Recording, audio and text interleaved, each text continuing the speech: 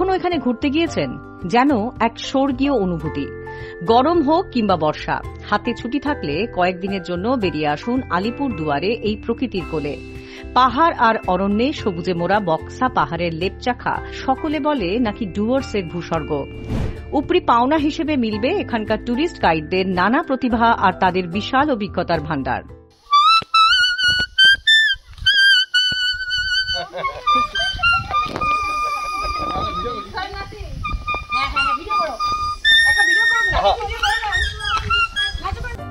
ডুয়ার্সের স্বর্গ বলতে কিন্তু বোঝায় বক্সাকে।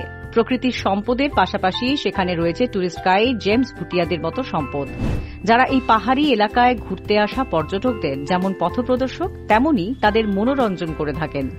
বক্সা পাহাড়ে ঘুরতে নিয়ে যান যেসব ট্যুরিস্ট গাইডরা, তারা প্রত্যেকেই খুব মজাদার।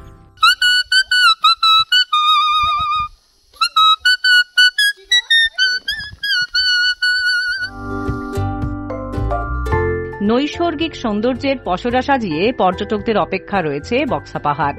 এখানে ঘুরতে এলে সান্তলা বাড়ি থেকে যেতে হয় 0 পয়েন্ট, তারপর পায়ে হেঁটে যেতে হয় বক্সা পাহাড়ের গ্রামগুলিতে। তার মধ্যে রয়েছে বক্সা ফোর্ট, তাঁসিগাঁও, লেপচাখা। কোনোটির দূরত্ব 12 কিলোমিটার, আবার কোনোটি তার থেকেও বেশি। আলিপুরদুয়ার জেলার বক্সা পাহাড়ের লেপচাখা আসলে পরিচিত ডুয়ার্সের ভূস্বর্গ হিসেবে। পাহাড়ের উঁচু টিলায় বসে কয়েক হাজার ফুট নিচে জয়ন্তী নদী বয়ে যাওয়ার দৃশ্য যে কোনো ভ্রমণ পিপাসুকে মোহিত করবে। যারা ট্রেকিং করতে ভালোবাসেন তাদের জন্য ঘোরাঘুরির আদর্শ জায়গা লেপচাখা। সমুদ্রপৃষ্ঠ থেকে কয়েক হাজার ফুট উচ্চতায় নৈসর্গিক সৌন্দর্য অনুভব করতে হলে যেতেই হবে লেপচাখাতে।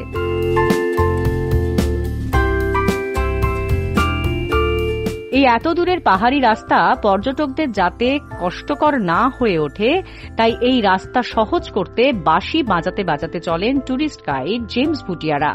তার পাতার বাঁশির সুর শুনে আরও স্নিগ্ধ হয় বক্সা পাহাড়ের রূপ। গাছের বড় পাতা নিয়ে তা মুড়িয়ে বাঁশি তৈরি করে সেই বাঁশিতে জেমস ভুটিয়া নানা হিন্দি, নেপালি ও স্থানীয় লোকসঙ্গীতের সুর তোলেন।